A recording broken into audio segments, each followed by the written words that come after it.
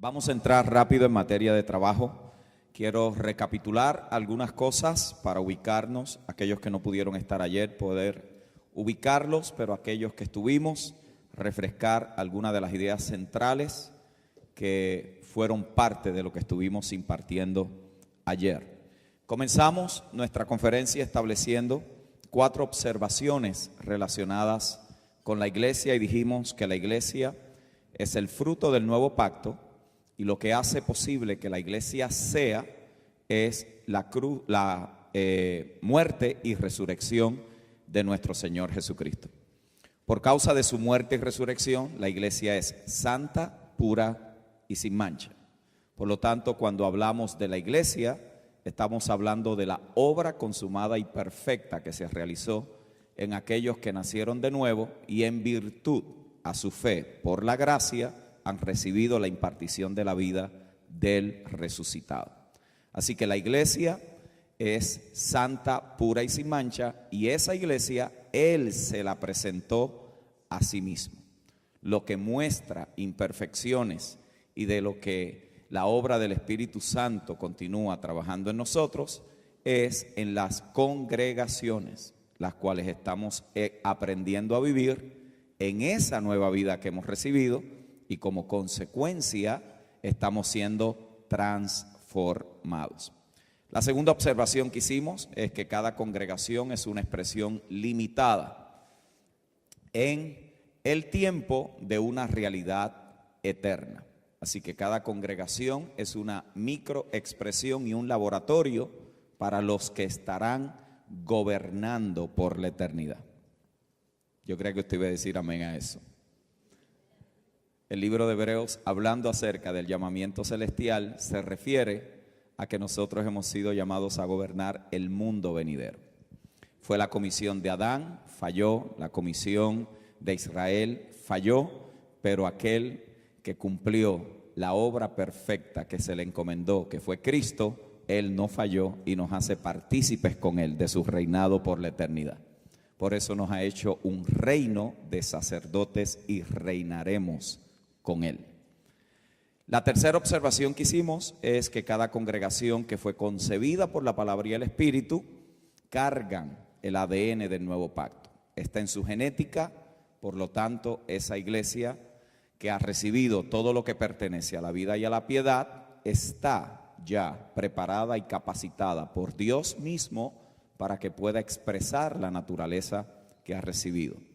Y cuarto y último, vimos allí que la vida auténtica en Cristo es el fruto de la obra perfecta y completa de la cruz. Esto fue posible porque en Cristo todas las cosas fueron reconciliadas, la consumación del propósito eterno ya es una realidad, pero se está manifestando en el tiempo a través de la iglesia en cada generación. Por lo tanto, cada generación responde a lo que ya en Cristo el Padre ha realizado y ha hecho posible por los suyos. Nosotros no estamos aquí tratando de inventar algo nuevo, descifrando a ver qué fue lo que Dios siempre quiso, sino que aquello que Dios se había propuesto en Cristo ya ha sido realizado. Por eso en Efesios el apóstol Pablo hace el anuncio de la intención, lo que él le llama la voluntad de Dios, nos dice que no debemos ser ignorantes de esa voluntad, y de la voluntad que él está hablando es acerca de la voluntad del Padre de reconciliar todas las cosas en el Hijo. Si somos entendidos en esa voluntad, entonces en cada generación vamos a caminar como sabios y entendidos y no como necios, tratando allí de descifrar qué es lo que hay que hacer en esa generación. Pero no solamente Pablo lo anunció, sino que también nos dejó saber que Cristo ya lo realizó. Segunda de Corintios capítulo 5, todo el capítulo allí, particularmente cuando dice que Dios estaba en Cristo reconciliando al mundo con Él, no tomándole en cuenta a los hombres sus pecados, nos dio a nosotros la palabra y el ministerio de la ¿qué? Reconciliación. Así que partimos entonces de la premisa que en Cristo todo ha sido consumado, pero en nosotros se está haciendo una realidad. Y esa es la obra del Espíritu Santo en nosotros, hacer real en nosotros lo que ya es una verdad consumada en Cristo. Somos transformados hacia esa realidad. Por lo tanto, nosotros no partimos desde una posición de deficiencia, sino desde una posición de plenitud, por cuanto lo hemos recibido todo, pero no todo en nosotros se ha manifestado en tiempo real. Estamos en un proceso de transformación que nos lleva ¿a qué? No nos lleva a algo nuevo, nos lleva a lo que ya está consumado en Cristo. Por lo tanto, el Espíritu Santo está haciendo real en nosotros, en nuestra generación, lo que ya es una verdad consumada en Cristo. Es allí, en medio de esa reconciliación de todas las cosas, que la iglesia ejerce su tarea. La iglesia opera en cada tiempo, en cada generación. Esto no comenzó con nosotros ni terminará con nosotros. Esto ya viene a través del tiempo, y si lo fuéramos a colocar dentro de un espacio de tiempo para nosotros entendible, bueno, pudiéramos decir que desde el comienzo de la humanidad Dios ha venido realizando y cumpliendo su propósito en el tiempo, pero a nosotros nos ha tocado este tiempo por el cual somos responsables. No somos responsables de lo que pasó en el siglo XVI en la Reforma, ni lo que pasó en el año 500, ni lo que va a pasar en el año 2100. Somos responsables como fieles administradores de esta gracia, diga conmigo, a esta generación. A esta generación. Nos ayuda el Señor a cumplir con nuestra asignación en esta generación. Así que partimos desde todas las cosas reconciliadas. Y dijimos también que hay 4 preguntas particulares que nos debemos de hacer. Número 1, ¿cómo vamos a manejar las complejidades de nuestro tiempo? Hablamos de las 4 generaciones que están en cada congregación, que necesitan ser atendidas y entendidas para que cada uno cumpla una parte dentro de la asignación de esa congregación. Segundo, hablamos de cómo dejamos un legado, cómo los que están emergiendo en esta generación pueden hacer y ayudar a los que nos antecedieron a tener cierres y finales correctos. En otras palabras, que las generaciones anteriores le den paso a la generación que Dios está levantando en este tiempo, pero que estos que Dios está levantando en este tiempo no se crean la 4ª persona de la Trinidad y crean que son lo único que ha existido en el planeta, sino que sepamos que estamos caminando sobre los hombros de los que nos antecedieron, y con la luz que ellos recibieron, nosotros hoy estamos donde hemos llegado. Por lo tanto, somos responsables de lo que se nos confió, pero también podemos dar gracias y agradecer al Señor por todos los que nos antecedieron, porque ellos fueron los primeros que nos introdujeron a la realidad de Dios en nuestra vida. Tercero, estuvimos estableciendo que tenemos que cultivar la diversidad. Y allí estuvimos hablando acerca de la importancia de que cada creyente pueda identificar por lo menos el don dominante que opera en su vida, para que pueda ser un canal y un recurso de edificación del Espíritu entre los santos. Dios no salva a nadie para meterlo en 4 paredes a escuchar mensajes cristianos por los próximos 40 años. La idea de la salvación es que recuperarnos para el propósito. Y voy a decir algo que quizás en otros lugares no lo pudiera decir, pero creo que ustedes vienen siendo establecidos y afirmados en esta gloriosa verdad del nuevo pacto. Nosotros, cuando somos salvos de la condición en la que nos encontrábamos, podemos regresar allí. El argumento si se pierde o no la salvación es un argumento que no tiene fundamento y base. La salvación se pierde, lo que no se puede perder es la vida eterna que usted recibió. Por lo tanto, si fue salvo de algo y regresa allí, de aquello que fue salvo, regresó. Pero la vida que está en usted es lo que lo va a transformar y lo va a conformar a la imagen gloriosa de nuestro Señor Jesucristo. Entonces allí entendemos que esta obra tiene su conclusión y su fin. Dios no salvó a nadie para dejarlo a mitad. Dios salvó a cada uno de aquellos que han creído y han confesado para completar la obra que en ellos había comenzado. Así que buscamos la diversidad en el cuerpo sabiendo que cada creyente ha recibido por lo menos un don para ser un instrumento de edificación en la congregación. Y eso es parte de nuestra tarea, como aquellos que presidimos. ¿Qué está haciendo Dios entre los hermanos? ¿Qué está formando Dios en la vida de los santos? ¿Qué cosas se están evidenciando y se están mostrando que tienen que ser identificadas por aquellos que presiden en la congregación para poderlos colocar junto a ese conjunto de piedras vivas que están siendo edificadas? Arena, piedra y cemento en un lugar no significa que ahí hay un edificio. Lo que significa es que está el material crudo para que el edificio se pueda manifestar. Mucha gente metida dentro de un edificio que afuera diga iglesia, no significa que esa es la iglesia del Señor. La iglesia del Señor tiene que ser edificada para que pueda ser expresada. Y no se puede edificar si cada uno vive por sí mismo, si cada uno tiene sus propias ideas, si cada uno hace lo que le dé la gana, si cada uno piensa que puede y tiene derecho de interpretar el propósito de Dios a su propia discreción. Solamente podemos ser iglesia a la medida que tenemos un solo pensamiento basado en lo que Cristo ya ha establecido para Él y su iglesia, la cual Él es el que la está edificando, y usted y yo somos colaboradores con Él en esta edificación. Eso lo puede libertar de que usted no es el dueño de la iglesia tiene un solo dueño y fue comprada a precio de sangre. Usted no tiene ministerio, a usted se le entregó una gracia para que pueda utilizarla. Por eso es que el don siempre opera para otro, no para uno. Usted nunca ha visto un abogado defenderse a sí mismo. Muchas veces terminan con problemas más serios que los que estaban. ¿Por qué? Porque el abogado interno de usted siempre le va a dar la razón. Por eso es que usted es parte de un cuerpo y la mente de Cristo opera en esa diversidad de los dones en el cuerpo. Y por último, dijimos que tenemos que también enfrentar, o cómo aprendemos a enfrentar la adversidad que vamos a tener en nuestro tiempo para poder llegar a cumplir la tarea.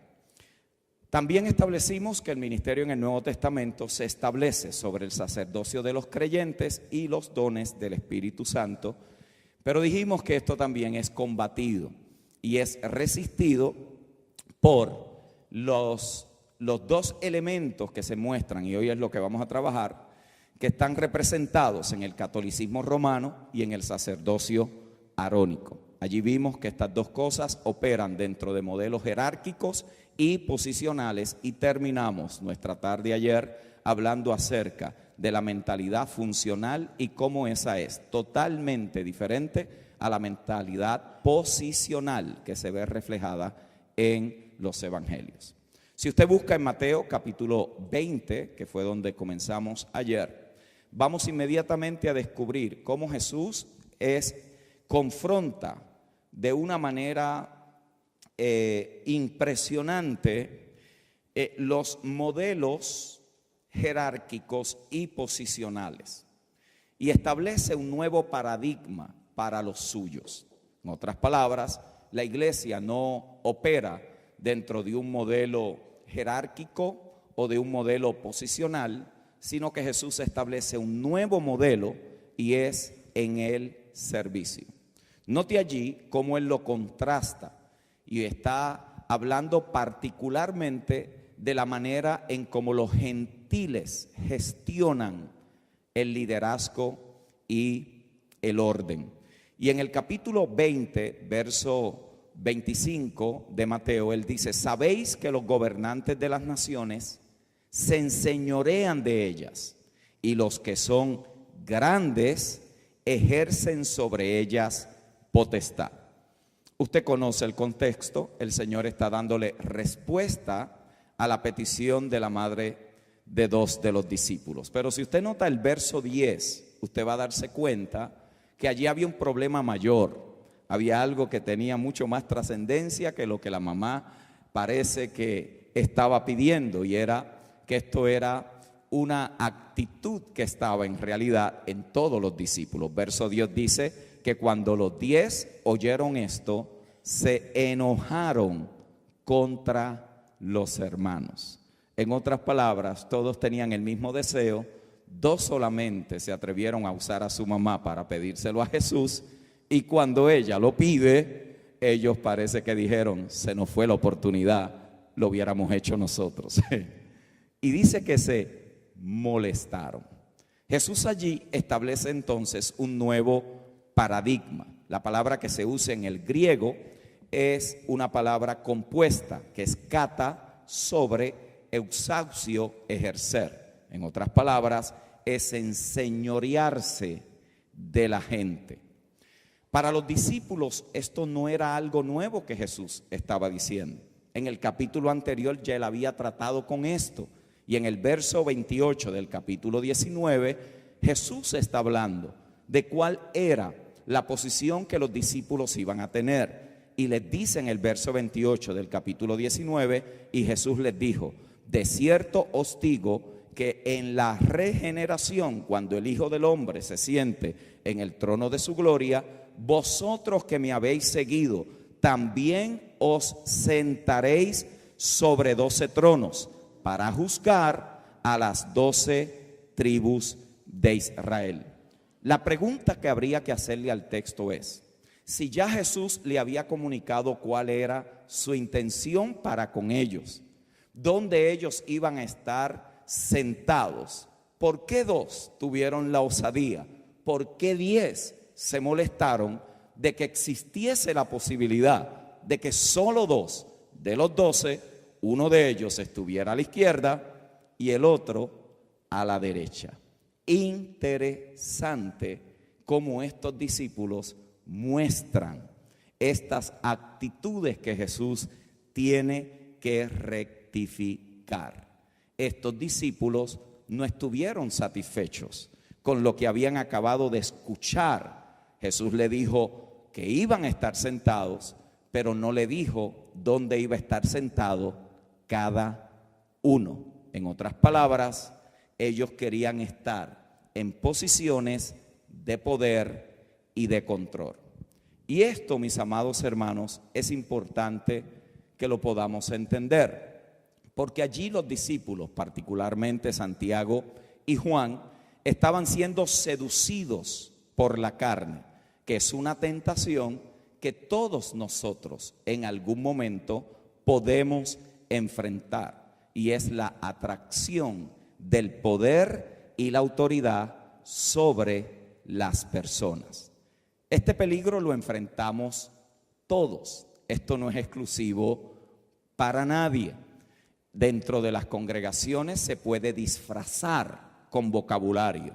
En el mundo se puede mostrar de una manera quizás mucho más despiadada, mucho más cruel. Para mucha gente en el mundo, la gente son objetos para poder lograr cosas. Las compañías abusan a sus empleados. Los gobiernos y la corrupción maltratan a sus ciudadanos. En el mundo esto está mucho más fácil de identificar. La pregunta es si eso también, de alguna manera u otra, se ha infiltrado dentro de la iglesia del Señor. Y es evidente que es muy posible, porque estos discípulos están mostrando esa tendencia humana, ese elemento carnal que se presenta cuando hay posibilidades de títulos, de puestos y de reconocimiento. Jesús identificó inmediatamente lo que allí estaba sucediendo y confronta lo que iba a ser eventualmente la manera en cómo la iglesia, los hijos, la familia de la fe iba a comportarse entre ellos y cómo iban a ser presididos y liderados. Y él allí incluye y establece que verdaderamente se puede gobernar solo cuando hay un corazón de servicio. Y eso no es automático, eso no viene en nuestro ADN natural. Eso no es parte de nuestra configuración humana. ¿Por qué? Porque todos llegamos al planeta con el chip de yo primero, mis necesidades, mis situaciones, mis deseos. Muchos están concentrados más en lo de ellos que en lo de los demás. Y anoche el apóstol Yasser nos hablaba de cómo tenemos que aprender a movernos del individualismo a la pluralidad.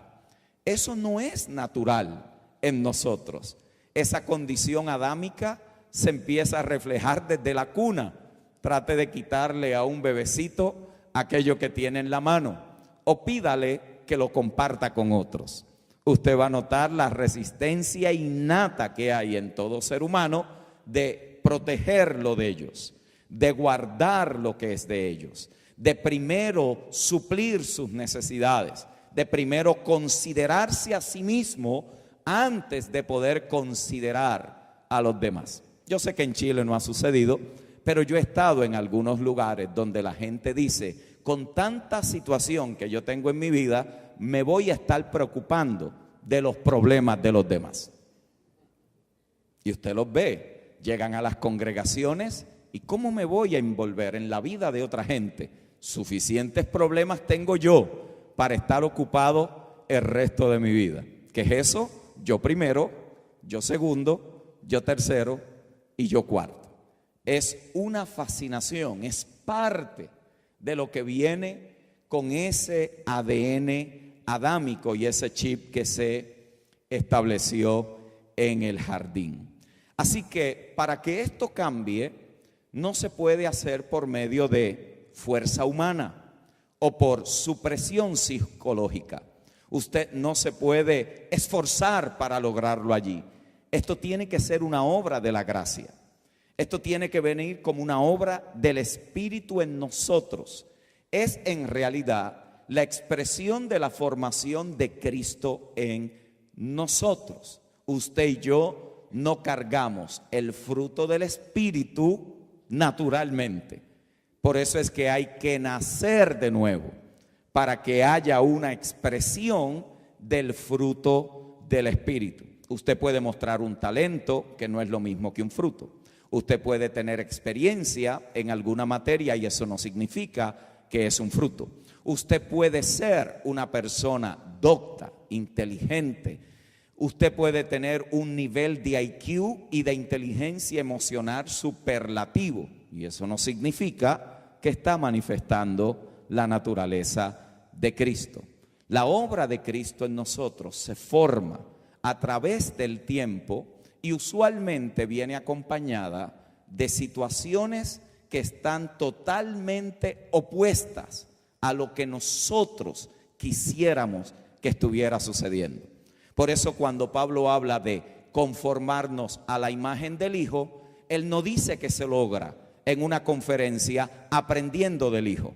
Él dice que eso viene como resultado de las luchas, tribulaciones, problemáticas, dificultades, contrariedades. Por eso es que eso está dentro del contexto. Ni la vida, ni la muerte, ni lo alto, ni lo bajo, ni lo presente, ni lo porvenir, ni ninguna cosa creada nos separará del amor de Dios que es en Cristo Jesús, Señor nuestro. Por lo tanto, tu prueba es ¿para qué? Es una catapulta que te va a dimensionar a poder expresar y a experimentar una realidad de Cristo que en condiciones normales no necesariamente las vamos a tener que enfrentar, pero es allí en las luchas, pruebas y tribulaciones que la realidad de Cristo en nosotros se hace evidente, y cuando usted sale de esa prueba tiene la opción de salir más amargo, pero cuando permite que Cristo sea formado allí, usted sale mostrando la naturaleza de aquel que lo está transformando a su imagen y semejanza. Así que esta realidad de ser servidores de Dios tiene que venir como una expresión de la nueva creación, de la nueva criatura que es en Cristo Jesús. La palabra que se utiliza para describir este servicio, que es la manera en cómo se gobierna en este reino, es la palabra diáconos. Y un diácono es uno que sirve con simpleza de corazón. El diácono tiene limitada libertad y el diácono está enfocado más bien en satisfacer las necesidades de otros. Por eso Jesús fue el diácono por excelencia. En otras palabras, el servidor. Diaconado no es una posición que usted alcanza en una congregación. Diaconado no es el premio que usted recibe por haber estado muchos años congregándose en una iglesia. Diaconado es la naturaleza que nos gobierna, porque el diácono supremo está siendo formado en nosotros. Esta idea, cuando Jesús la presentó, de que Él no vino a ser servido, sino que vino a servir, revolucionó, impactó a los oyentes. ¿Por qué? Porque para los griegos la idea del servicio no era popular. Ellos subestimaban a los servidores. Ellos más bien tenían un menosprecio por aquellos que servían. Era una cultura formada en lo que se conoce el patronaje. En otras palabras, usted solo podía avanzar dentro de esa cultura según a quien usted conociera y qué privilegios había obtenido. Por eso entender cuando Jesús dice: cuando te den en la mejilla izquierda, ponle la derecha. Cuando te pidan la primera milla, ve con el 2. Cuando te pidan la capa, dale la túnica. Es importante dentro de ese contexto. ¿Por qué? Porque Él está empoderando a los menospreciados por el imperio, a aquellos maltratados por el sistema, y le está entregando las claves del reino para poderlos empoderar a enfrentar la opresión y el menosprecio. Así que allí Él está confrontando un elemento cultural. Los griegos menospreciaban, pero para los judíos no necesariamente había algo malo en el servicio. Sin embargo, para ellos también fue chocante lo que Él les estaba diciendo, porque Jesús elevó el servicio. Él elevó el servicio al punto del sacrificio. Y Él mismo dice que Él no vino a ser servido, sino que Él vino ¿a qué? A dar su vida en rescate por muchos. Así que Jesús eleva el servicio ¿a qué?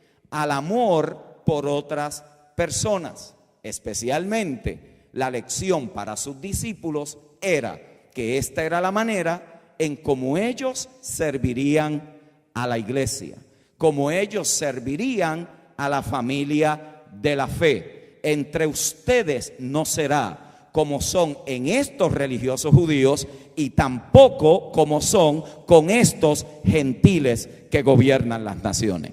Entre ustedes habrá un nuevo paradigma, una nueva forma, un nuevo modelo. No lo van a obtener del mundo y no lo van a obtener de la clase religiosa. Es parte de la naturaleza innata que viene como resultado de haber recibido la vida de aquel que causó que usted y yo naciéramos de nuevo en Él. Es por eso que los apóstoles se consideraban ministros, que son ¿qué? Servidores. Eso no viene con etiquetas titulares, eso no viene con etiquetas posicionales, eso no viene con privilegios exclusivos. Por eso cuando Pablo habla de su ministerio, él está hablando de un contexto de servicio. Por ejemplo, 2 Corintios 3:6, él se considera un ministro o servidor del nuevo pacto. 2 Corintios 11:15, él se considera un ministro de la justicia, un servidor de la justicia. En 2 de Corintios 11:23, Colosenses 1:7, Primera de Timoteo 4:6, él se presenta allí como un servidor, ministro de Cristo.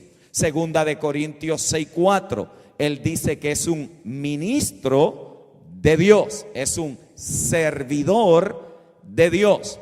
Efesios 3:7 y Colosenses 1:23, él se considera un ministro del evangelio, un servidor del evangelio. Y en Colosenses 1:25, él dice que él es un ministro de la iglesia.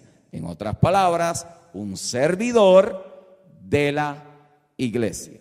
Recuerden que ayer dijimos que lo que Pablo manifestó y modeló a las iglesias era lo que él había aprendido de Cristo. Por eso él dice: sed imitadores de mí como yo lo soy de Cristo. No caminó con él, no escuchó Mateo 20, no estuvo con los discípulos, pero fue impartido con la misma vida que todos los discípulos, y el efecto y el fruto de esa vida es la naturaleza del servidor por excelencia, que es Cristo el Señor. Ahora note que esto tenía un propósito particular, porque los gentiles y los judíos creían que era la posición, el título, lo que les daba la autoridad. Y Jesús está desmantelando totalmente que esa no es la manera en cómo en su reino la autoridad ni se obtiene ni se ejerce. La autoridad en el reino no es por medio del título, no es por medio de la posición. La autoridad del reino es la consecuencia de servir con excelencia a los santos y al Señor. Note qué poderoso este nuevo paradigma. Así que, según Jesús, es posible tener un título y no tener autoridad. Es posible tener una posición y no un corazón de servidor. Es posible ser reconocido por los hombres y no ser aprobado por Dios. Es posible graduarte con el doctorado en teología y despreciar a los santos. Es posible poder ejercer una función de autoridad según la institución y no tener autoridad para cumplir con la tarea y la asignación que Dios nos encomienda. Para Jesús, los grandes no andan buscando coronas y títulos. Los grandes andan buscando toallas y lebrillos, porque en este reino los grandes son los que sirven, no los que el mundo y la religión reconocen como grandes. Es un nuevo paradigma, es una nueva manera de poder acercarnos a la tarea. Es un desinflar del orgullo humano. Es una confrontación con paradigmas del mundo. Y es allí, en la pureza de ese espíritu de servidor, de servicio, que tenemos que poder identificar las actitudes que envenenan ese corazón del servidor. Hay gente que empieza bien y en el proceso se van deteriorando. Hay gente que el reconocimiento, la fama, le hace daño. Hay gente que son seducidas por la fama que produce la posición y los privilegios, y tienen que ser identificados. Y yo se los quiero poder compartir para que tengan esto como un recurso a la hora de formar hombres y mujeres servidores para la iglesia del Señor.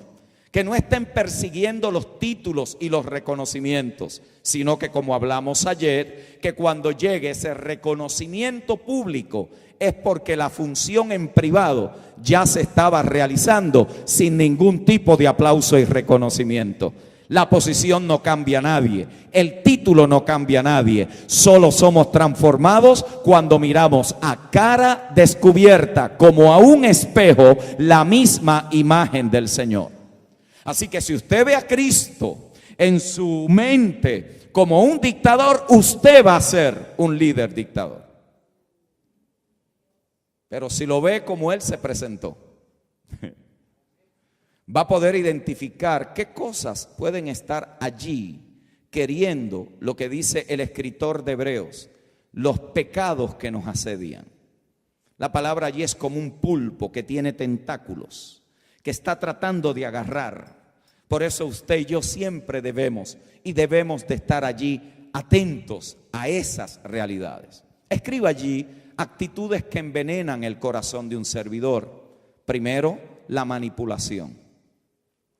¿Qué es manipular? Manipular es usar la influencia que tienes de una manera nebulosa, de una manera oscura. ¿Para qué? Para obtener ganancia o privilegios personales.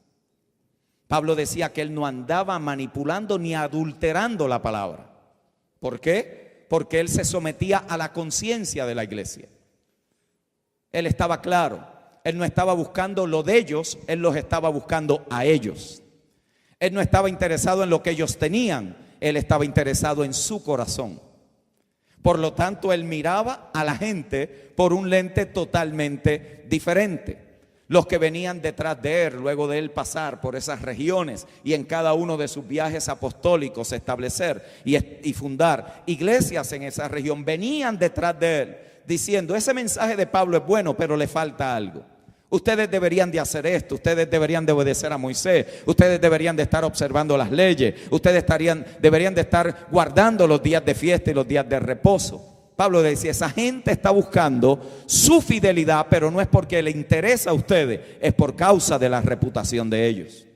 La manipulación lleva a una persona a usar medios oscuros para lograr beneficios personales. Y de esto tenemos que cuidarnos, porque a veces queremos alterar el proceso de Dios y queremos nosotros mismos causar lo que debe suceder. Segunda actitud que debemos de cuidarnos de ella es el control. Es ejercer autoridad o poder sobre alguien con la intención de limitarlo. Es ejercer allí esa autoridad. No puedes hacer nada si no me lo consultas. Cada cosa que vayas a hacer me lo debes de decir. Es control. Es el limitar a las personas. ¿Por qué? Porque yo creo que tengo o que soy dueño de esa persona. El control. Tercero, el egoísmo. Actitudes que envenenan. Y si usted nota, la mayoría de los retos, conflictos, divisiones de las congregaciones están aquí. Estos son obras de la carne expresadas a través de actitudes que se van mostrando, que cuando se disfrazan con vocabulario religioso parecen ser espirituales, pero son una obra de la carne que está en función. Y la carne produce carne. Control, egoísmo, mejor dicho. Allí el egoísmo es ¿qué? Ser tú el centro, el punto donde todo gira. Es estar enfocado en tus necesidades con poco interés por los demás. Con poco interés. Más bien lo que se busca es cumplir lo que uno quiere. Y estos mensajes se han alimentado por décadas. Tu ministerio, tu llamado, tienes que hacer lo que Dios te ha dicho a ti. Y usted ve cómo la gente cree que no hay que consultar, que no hay que esperar. Profetas de estacionamiento que a todo el mundo le están diciendo qué deben de hacer, pero nadie juzga el carácter de esa persona para poderlo formar correctamente hasta que llegue el tiempo correcto. Este egoísmo alimentado con profecías de grandeza, de que vas a llegar a las naciones, de que Dios te va a entregar la ciudad, se mete de una manera sutil en la vida de las personas. Usted escuchará gente decir: es que Dios me dijo que me entregó la ciudad, como si Dios estuviera loco entregarle una ciudad a alguien. Una locura. Eso suena como que wow, qué tremendo, wow, Dios te dijo eso. No, eso no fue Dios, eso fue la carne. Nadie tiene la capacidad de hacer tal y cual cosa. Es la iglesia la que ha sido enviada por el Señor, y esa iglesia a través de muchas congregaciones puede crear una mella en esa ciudad donde está establecida. Por lo tanto, el pastor de aquí necesita el de allí necesita el de allá necesita el de acá. ¿Por qué? Porque ninguno de nosotros puede cumplir con esta tarea solo. Pero si yo me la creo, si yo creo que es yo primero, yo segundo, yo tercero, Pues por supuesto, así mismo voy a actuar y me voy a comportar. Entonces creo que nadie tiene nada que enseñarme, nadie tiene nada que decirme, nadie tiene algo que poderme comunicar, porque después de todo, ¿cuántos tú tienes? 50 y yo tengo ¿cuántos? 500, ¿qué me vas tú a enseñar si yo tengo 500 y tú tienes 50? Eso es egoísmo, hermano. Eso es egoísmo. Eso es una manera sutil.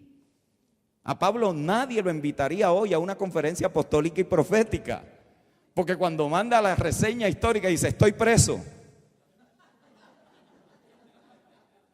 ¿Me explico? Pablo, ¿cómo te va? ¿Cómo crecieron las iglesias que fundaste? Bueno, en Corintio tengo una división, en Colosas están allí coqueteando con las filosofías del mundo. Tengo unas situaciones allí en Éfeso, empezaron bien, pero después, por una de esas cosas, la única iglesia que Jesús reprende, que dejó el primer amor, y fue a la iglesia que Pablo le reveló la realidad del propósito eterno. En otras palabras, en esto no hay garantía que usted termine bien. Si no nos mantenemos dependiendo de la gracia de nuestro bendito Señor, el cual por medio de su Espíritu es el que guía a la iglesia. Se puede comenzar bien y se puede terminar mal. Y Jesús dijo cuál fue el problema de la iglesia en Éfeso. Ustedes se creen ricos y creen que no tienen necesidad de nada. ¡Wow! Pero no va a ser una iglesia que estaba en la mega ciudad de Éfeso. Después de todo, una iglesia rica en recursos, en posibilidades, puertos. De repente son confrontados por el Señor. Si el Señor viniera a inspeccionar lo que estamos haciendo, ¿qué diría? Piense, ¿qué diría? ¿Qué nos diría? Esa pregunta es confrontadora. Si el Señor viniera a hacer una evaluación de nuestra tarea, ¿qué pondría por allí? Por supuesto que yo sé cómo va a comenzar. Yo conozco tus obras. Yo sé cómo va a comenzar, lo que no sé qué va a decirle después a uno. ya de ahí ya yo se lo dejo al Señor. Egoísmo. Otra actitud que envenena el corazón de un servidor es la explotación. Es usar a otros egoístamente y sacarle lo más posible para su propio beneficio. Por eso hay gente tan maltratada en muchas ocasiones, que dejaron las congregaciones, dieron, sirvieron, pero en el día de su crisis ya no servían y se descartan como si fueran cosas que se usaron. ¿Por qué? Porque la gente se veía con un signo de dinero, se veía como lo que apoyaba la visión del pastor, se veía como aquel que iba a hacer posible nuestros sueños, pero no como alguien por quien Cristo murió. Cristo no murió ni por la visión del pastor, ni por la red del apóstol. Cristo murió por los hombres y mujeres de la tierra. Y si para mí es más importante la institución o mi visión, entonces yo lo que estoy es usando a la gente para lograr algo que yo creo que se debe de hacer. Por lo menos diga ay o amén.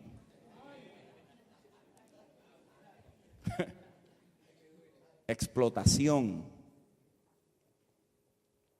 Por eso hay gente que es útil mientras está bien y da. Y hay pastores que resisten cualquier cosa, demonizan a la gente que le hacen preguntas. Como si cuando usted se convirtió perdió la capacidad de pensar y de hablar. Explotar a la gente es una obra de las tinieblas que nace del modelo del mundo. ¿Sabe cuántos pastores que han caído? Yo sé de lo que estoy hablando. Se abandonaron a ver qué pasó, ni su familia se sabe de ellos. Hay miembros en sus congregaciones que usted debería de llamar simplemente para saber si comieron esta semana pasada. Sí, pero es que ya no se congregan con nosotros. O estamos atendiendo lo nuestro o estamos atendiendo lo del Señor.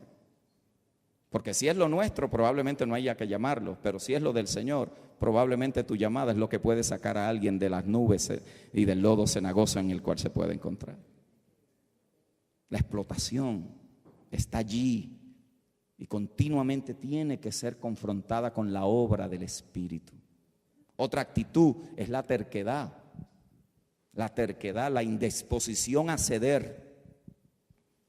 Difícil de tratar, inflexible, irracionalmente obstinado.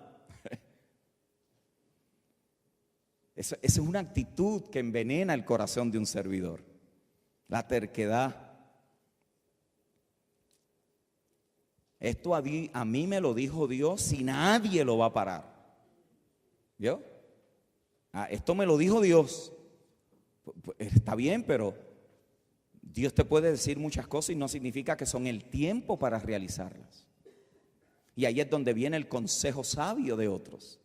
Ahí es donde vienen aquellos que han caminado, aquellos que han vivido, aquellos que te pueden dar una palabra de dirección, aquellos que saben que es cierto, da testimonio, confirma, registra en el Espíritu que algo de Dios está allí. Pero también esa persona te puede decir, pero no es el tiempo, porque hay áreas de tu vida que si no las enderezas y las alineas primero, van a darte serios problemas si esta tarea la llevas a cabo.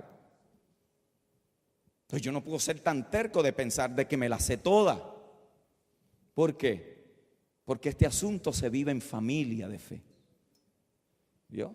La terquedad, ¿cuántos líderes han abortado algo por tercos? Inflexibles. Sexto, carácter fuerte. Yo sabía que los amenes aquí iban a bajar. Carácter fuerte, esto habla de determinado a hacer algo que quieres o comportarte de una manera particular, aun cuando hay buenas razones para no hacerlo y en contra del consejo de otros. Es un carácter fuerte. Algunos lo dicen así: yo nací así y así muero. ¿Vio? Yo nací así y así muero. Pero ese yo nací así es que maltratan a los hermanos, son irrespetuosos, no son servidores, hacen lo que le dé la gana en la congregación. Y a esa gente Pablo también dice cómo se tratan en la iglesia. ¿Por qué? Porque la disciplina no es para castigar a la gente, la disciplina es para alinear a la gente a la naturaleza nueva que han recibido. Entonces debe de haber disciplina en la iglesia. No la disciplina aquella recalcitrante, castrante, que a la gente lo dejaban sentado allí hasta que Cristo venga o el anticristo se los comiera. ¿Ah? No es esa. Es la disciplina apostólica que viene como resultado de corregir deficiencias en el carácter para que pueda mostrarse la nueva naturaleza. Y cuando se persiste allí, no es que yo soy así. ¿Sabe cuánta gente, hermano? ¿Cuánta gente por un carácter indomable no han aplicado la obra de la cruz allí y hacen y dicen como quieren dentro de una congregación? Cuando la verdad se tiene que hablar en amor, cuando debemos de soportarnos los unos a los otros, cuando debemos de tener paciencia los unos a los otros. Eso es parte de la nueva criatura, pero eso no viene natural con nosotros, eso es parte del ejercicio de convivir como hijos y hermanos.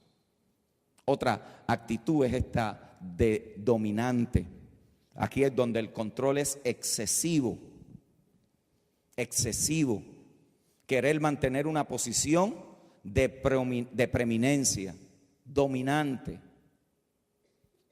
Esta actitud se muestra, se ve. Son los que quieren ocupar los primeros puestos. Dominantes, un control excesivo en la vida de las personas. Es allí donde muchos a veces fueron expuestos a que si te vas de esta congregación, la bendición de Dios te deja. Ahora entras en maldición porque no estás con nosotros. Dominantes. Vosotros sabéis cómo los gobernantes de las naciones ejercen autoridad sobre ellas, pero entre vosotros no será así. 8, dictatorial.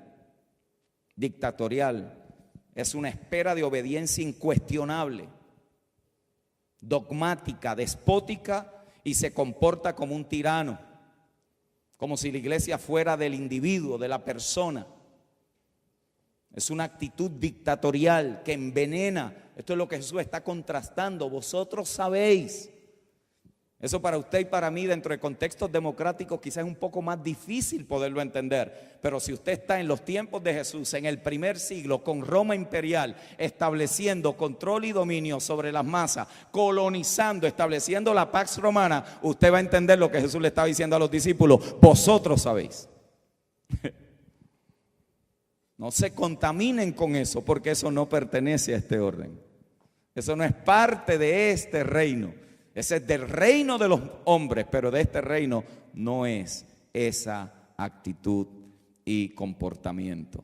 Esa actitud dictatorial envenena el corazón del servidor. La pregunta es: ¿cómo tratamos con esto? ¿Cómo se enfrentan estas realidades? Número uno, tenemos que ser honestos con nosotros mismos. Y como consecuencia, con otros. Hay que poder enfrentar esas debilidades que probablemente todavía están allí. Eso no es para condenar. Eso no es de condenación. Eso es simplemente reconocimiento que todavía hay áreas en mi carácter, en mi vida, en mi formación, que no están modelando a Cristo, que no están allí representando esa nueva creación. Todos estamos en esa tarea, todos estamos en ese proceso. Hay personas que lo dejan solo en el elemento cultural: es que los chilenos somos así, los boricuas somos así, pero es que usted y yo somos una nueva creación en Cristo el Señor. Y hay cosas en mi cultura que no representan a Cristo. Hay cosas en mi cultura que le hacen daño a la iglesia del Señor.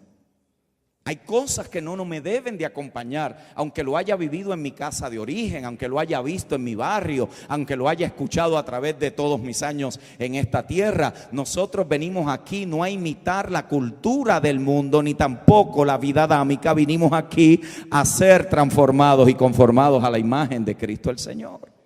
Entonces yo tengo que reconocer cómo la casa de origen me afectó.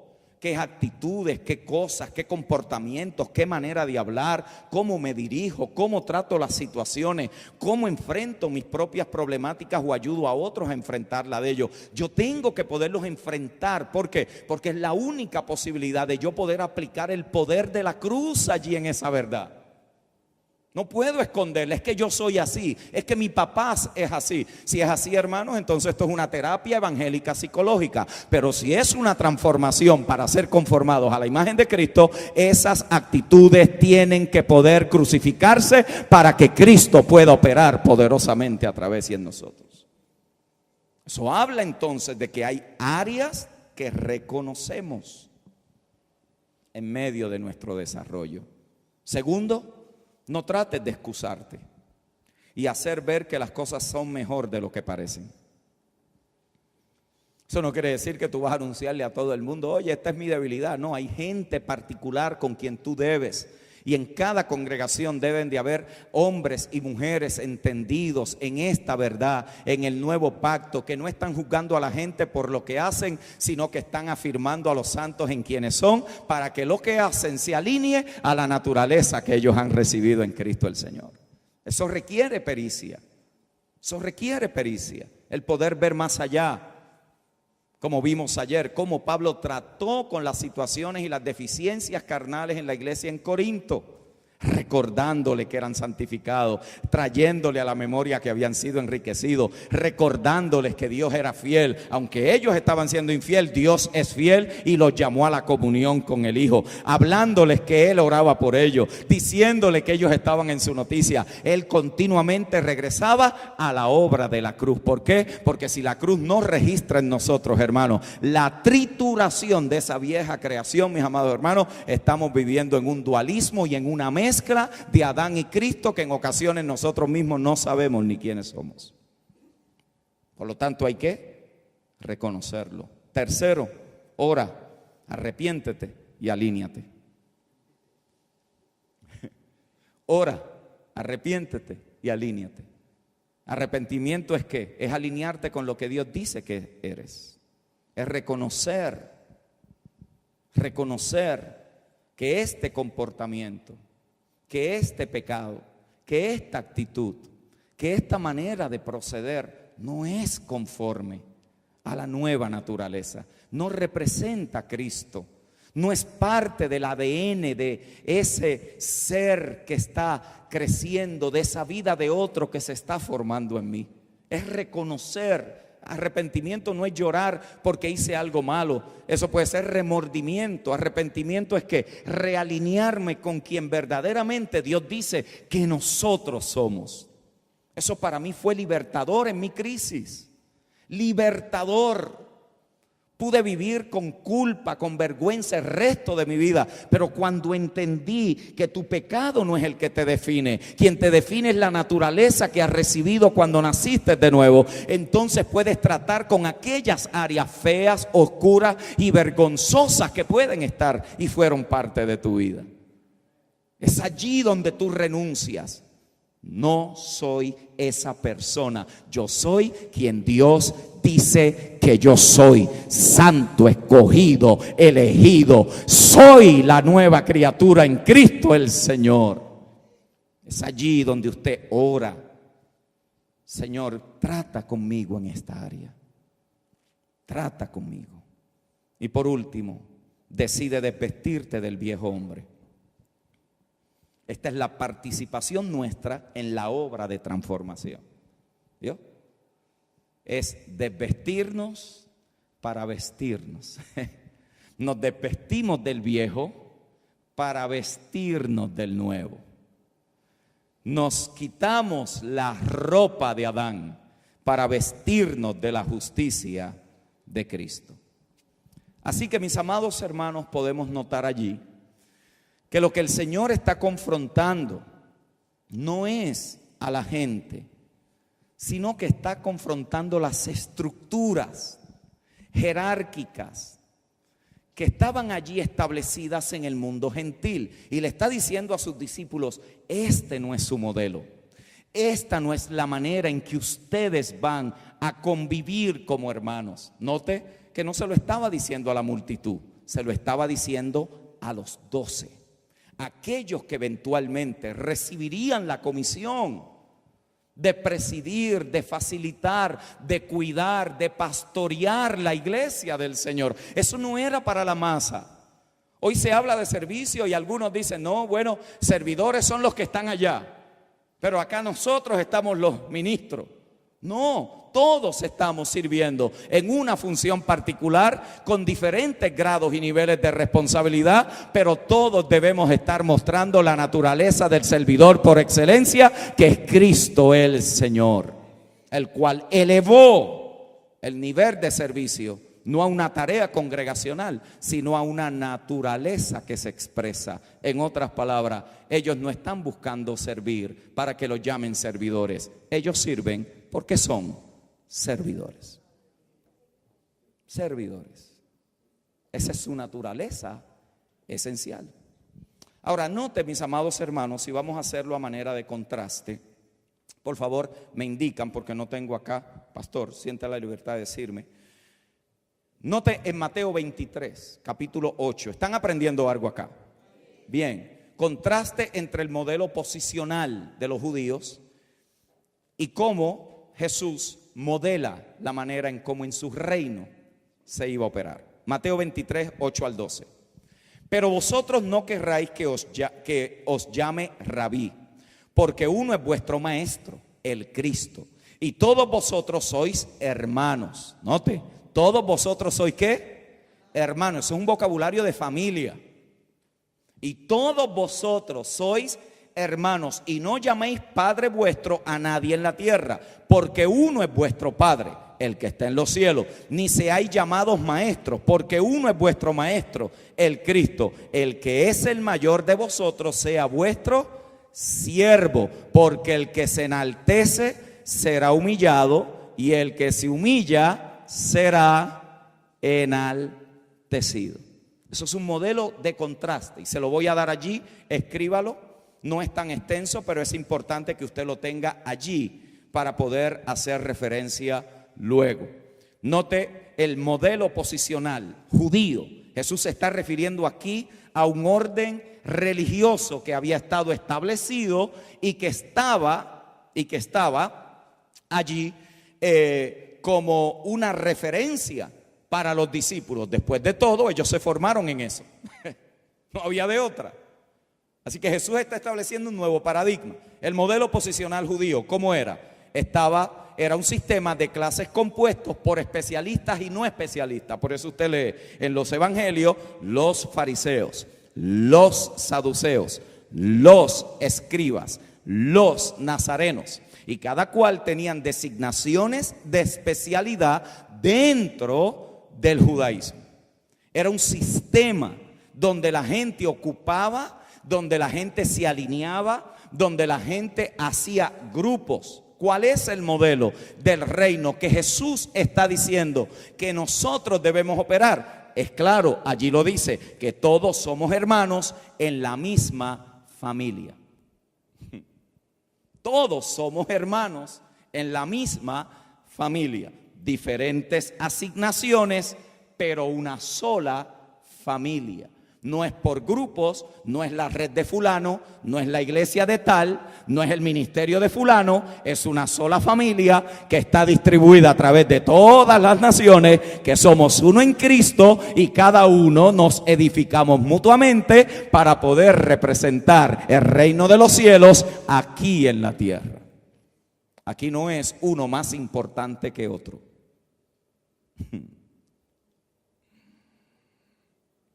Aquí hay uno solo que es importante. Aquí todos podemos reconocer y honrar las funciones y las tareas que unos tienen más responsabilidad que otros. Pero en la familia de Dios, todos somos hermanos. Todos somos hermanos. Y mientras más tiempo lleva uno de los hermanos, mayor responsabilidad tiene con los hermanos menores. No es para que se infle, ¿cierto? No es para que se crea, wow, no, es para que ahora tenga mayor cuidado, atención, protección, porque ahora él tiene una experiencia, conoce los peligros del camino, las tentaciones del maligno, conoce el reino de las tinieblas, cómo opera, los sistemas y estructuras, los paradigmas. En otras palabras, ese se convierte ahora en alguien que cuida y que guarda a su hermano. No es que ahora requiere veneración, reconocimiento, honra, pleitesía, hosana al que viene al nombre del Señor. No, ahora tiene un carácter perfeccionado y aprobado que cuida a sus hermanos como si fuera su propia vida. Entre vosotros no será así. Es una familia de hermanos. Modelo posicional judío. Son honrados y reconocidos con títulos honoríficos. Son reconocidos con títulos honoríficos. Les encantaba a los fariseos en las plazas ser aplaudidos y reconocidos. Jesús les dice, a la verdad que ustedes no hay quien los entienda. Si le cantan una canción triste no lloran, y si le cantan una alegre tampoco bailan. En Puerto Rico diríamos, ni se peinan ni se hacen rolos. Hay una pompa, hay un farandulerismo, hay un Hollywood evangélico. ¿Oyó? Y la gente anhela llegar allí, especialmente una generación joven que cree que eso es el ministerio, que esa es la meta, que eso es el propósito. Eso era lo que él estaba diciendo. ¿Cuál es el modelo del reino? Que no hay distinción de protocolo. Todos son un reino de sacerdotes y proclaman la grandeza y la majestuosidad del rey. Reconocemos a los hombres, pero adoramos solamente a Cristo. Solamente a Cristo. Allí es diferente. ¿Cómo sería? Yo estoy seguro que quizás usted piensa que los que están en las primeras mesas son los más importantes. Esos son nuestros modelos, nada malo con eso. El problema sería que yo no esté dispuesto a sentarme atrás porque debo de estar al frente. Voy a repetir. No hay nada malo con estar sentado aquí. El peligro sería que yo llegue aquí y diga, pues yo me voy si no me sientan al frente. ¿Vio? Porque aquí se está haciendo un reconocimiento, pero el corazón no se puede dañar. Y ese es el problema de mucha gente, que reclaman el privilegio. Y al momento que usted reclama el privilegio, usted está demandando algo que es por gracia, porque no nos merecemos eso. Por lo tanto, a veces nosotros mismos, ¿cómo sería si aquellos que tienen los lugares de prominencia en la congregación le decimos, ¿qué les parece si al que se sienta siempre en la última banca lo ponemos en la primera y ustedes van y atienden el estacionamiento? Mire ver qué pasa en el corazón. Yo soy el profeta. ¿Oyó? ¿Qué nos están diciendo con eso? El corazón se dañó hace rato. Porque no es que eso hay que hacerlo para probar algo. Es que hay gente que los reclama. Usan su título, usan su puesto, usan sus privilegios para lograr cosas. Y eso es lo que Jesús está combatiendo entre nosotros. Somos hermanos y hay un reconocimiento mutuo. Si usted tiene que sentarse en mi silla, yo me puedo sentar en la de usted sin ningún tipo de problema, porque a mí no me hace importante dónde me siento, sino en quién estoy. Y yo estoy en Cristo, el Señor. ¿Alguien está entendiendo? Pero cuando nos sientan en las primeras sillas, porque es un reconocimiento y todos estamos claros que los importantes no son los que están afuera y nosotros el resto, a ver qué va a pasar. Aquí todos somos hermanos en Cristo el Señor, y desde el que recibe en la puerta hasta el que ministra la palabra delante del Señor tiene una función que debe de realizar con un espíritu de servidor. ¡Aleluya! Por eso cuando esos destellos de orgullo y de prepotencia se empiezan a mostrar en el liderazgo, usted tiene que tratar con eso, porque eso va a contaminar la congregación, la va a contaminar. Pablo decía, no pongas a un neófito a presidir en la iglesia. Y cuando habla de neófito no está hablando de cantidad de conocimiento que sabe, porque ellos no sabían nada de lo que usted y yo sabemos hoy, pero habían aprendido a Cristo. A veces nosotros que sabemos es Biblia, aprender Biblia y aprender a Cristo no es lo mismo.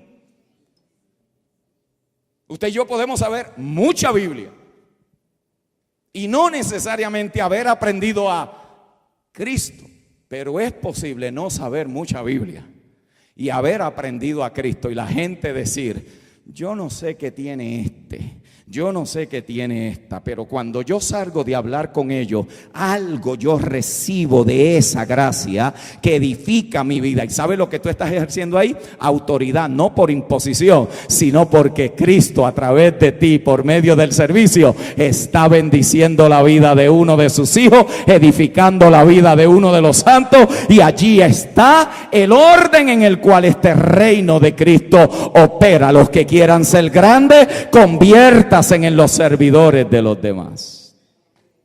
Como el predicador que salió de su gran campaña, lleno el estadio, poderoso evento, la gente corría, iba camino a su habitación en el hotel, y en el camino hay un pordiosero allí tirado, está en el medio donde él va pasando y lo patea y le dice, salte del medio.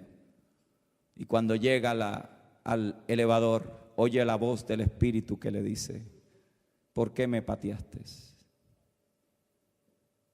La diferencia entre tú, él y tú, soy yo. Y allí lo menospreciaste. La posición, si no se corrige, hace daño en la tarea. Hace daño. ¿Por qué? Porque la grandeza de nosotros no está en quiénes somos, sino a quién le servimos. Otro modelo aquí que Jesús está confrontando es que los líderes en este modelo posicional son exaltados a posiciones de prominencia y manifestaciones extravagantes de grandeza. Hoy la gente con este asunto de honra están rayando en la idolatría de los hombres. Rayando, eso está tan finito allí, que están rayando en idolatría. Jesús tiene que confrontar esto. El reconocimiento, él lo llamaba de las plazas. Y dice que aquí en este modelo los líderes encuentran su identidad, donde en el servicio a otros. No son atraídos por títulos o reconocimientos, sino por la toalla y el lebrillo. Por la toalla y el lebrillo. En el modelo posicional judío, el liderazgo está establecido sobre estatus, títulos y posición. Sin embargo, en el modelo del reino, el liderazgo está fundamentado en la vida interior y en el carácter del líder. Y con esto termino. Para el Señor, ninguno de estos dos modelos son compatibles con la naturaleza y la operatividad de la nueva creación. Ninguno de los dos.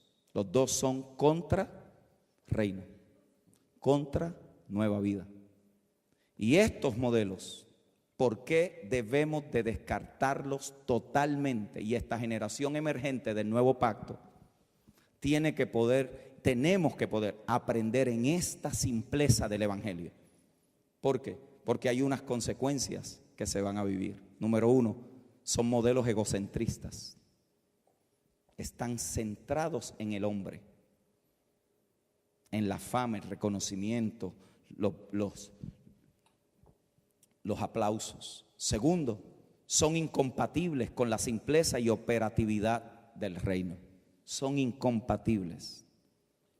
El temor de Pablo era que los corintios se estaban apartando de la simpleza de Cristo. Al momento, hermano, que esto se complica de tal forma que es difícil vivirlo, cuidado. El evangelio no es un laberinto de cosas que usted eventualmente tiene que llegar a aprender a figurar para que pueda vivirlo. El evangelio es simplemente reconocer que estábamos muertos en delitos y en pecados, y por causa de la fe, por medio de la gracia, o por la gracia, por medio de la fe, hemos nacido de nuevo y una vida nueva se está formando en nosotros. Y a la medida que nosotros nos rendimos y somos conscientes de eso que sucedió, algo poderoso está sucediendo en cada uno de nosotros. Y si bien es cierto que no somos quienes éramos, también es cierto que no hemos llegado a ser todo lo que Dios puede llegar a manifestar en nosotros. Estos modelos son egocentristas, son incompatibles. Tercero, suprimen la funcionabilidad del sacerdocio de los creyentes. La suprimen.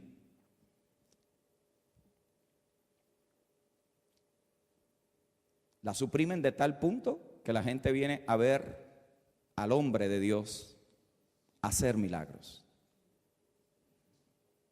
La gente viene a buscar algo. La gente llega a ver qué hoy Dios va a hacer a través de. No vienen con conciencia de cuerpo, de que cada uno trae algo para poder edificar a los santos en la congregación. Romper esto, hermano, romper este modelo hoy. Y no es que eso hay que descartarlo, no, eso probablemente tiene un lugar.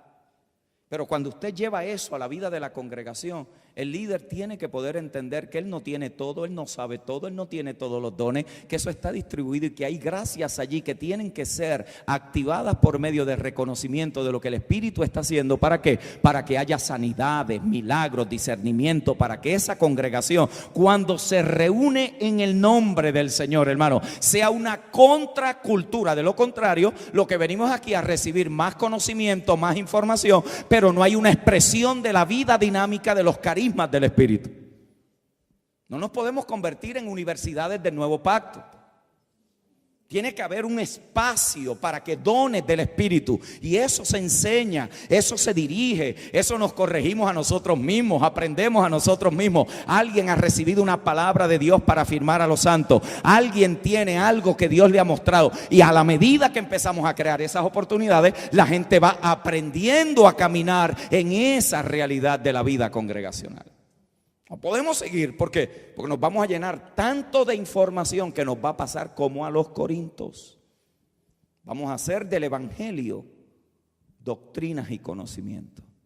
Y Pablo dijo, y me temo que se puede llegar a poner la fe en la sabiduría de los hombres y no en el poder de Dios. Hay cosas, hermano, que no es el conocimiento el que las va a cambiar. Es una obra transformadora por medio de un milagro de Dios que va a alterar una condición natural. Y yo estoy orando que iglesias del nuevo pacto, de una generación poderosa, la gente entre por allí. Mire, si en Corinto con tanta carnalidad La gente, dice Pablo, entraba, que cuando entra un inconverso entre vosotros diga, verdaderamente Dios está en este lugar. El inconverso. Porque hay veces que tenemos tanto conocimiento, que nos familiarizamos tanto con lo que sabemos, que no sabemos discernir dónde el Espíritu Santo puede y quiere hacer algo más allá de lo que estábamos programados para hacer. Es allí donde se suprime esa funcionalidad. ¿Por qué? Porque todo es de uno o de unos pocos. Cuarto, se divide a la iglesia en clases. Los que están conmigo, los que están contra mí. Los que apoyan mi visión, los que no apoyan mi visión.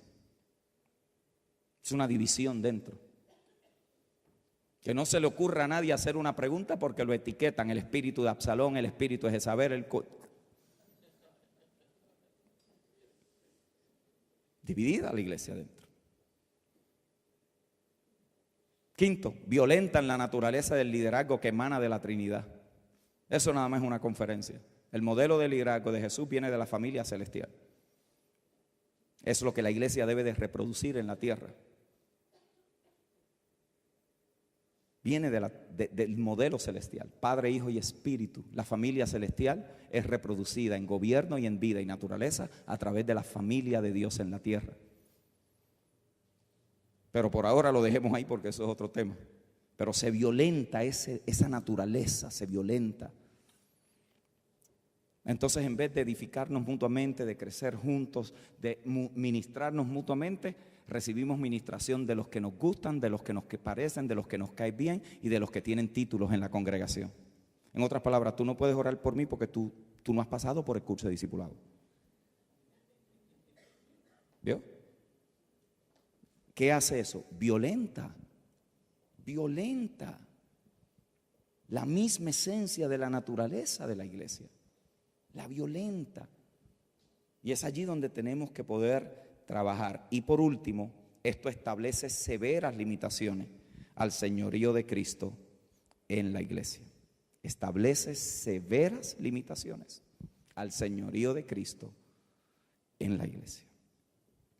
Cuando la iglesia, Pablo dice, haciéndonos a sí mismo de la cabeza, en la cual todo el cuerpo, cuando se hace de la cabeza, va creciendo, va nutriéndose, va entendiendo. El cuerpo, cuando se hace de la cabeza, está viviendo en la mayor realidad del señorío de Cristo en nosotros. Esta tarea, mis amados hermanos, compete a una generación de nuevo pacto. Compete a una generación emergente que unos más que otros, hemos sido expuestos a estos dos modelos, ¿sí o no? Hemos sido expuestos a esos modelos.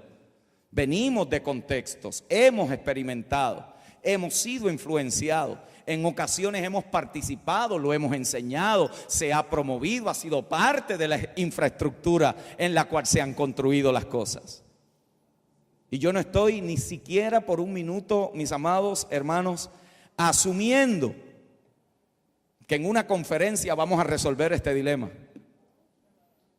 Yo no estoy asumiendo que de aquí saldremos y todo estará alineado. Pero yo estoy asumiendo que esta semilla que el Espíritu de Dios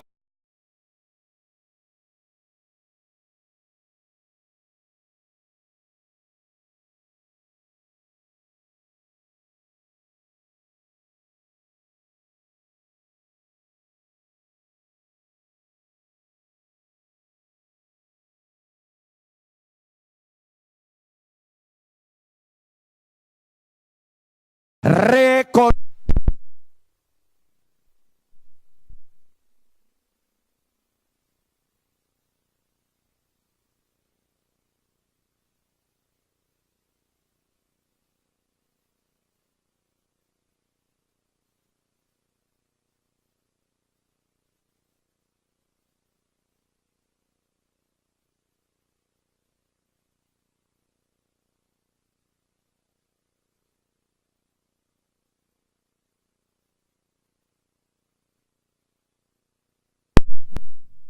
Enséñanos según las palabras de Dios. Y yo veo una iglesia en las naciones que se levanta en un nuevo orden, que se cansó del faranderismo, del estrellato evangélico, y queremos ver la realidad plena, la sustancia misma, la esencia.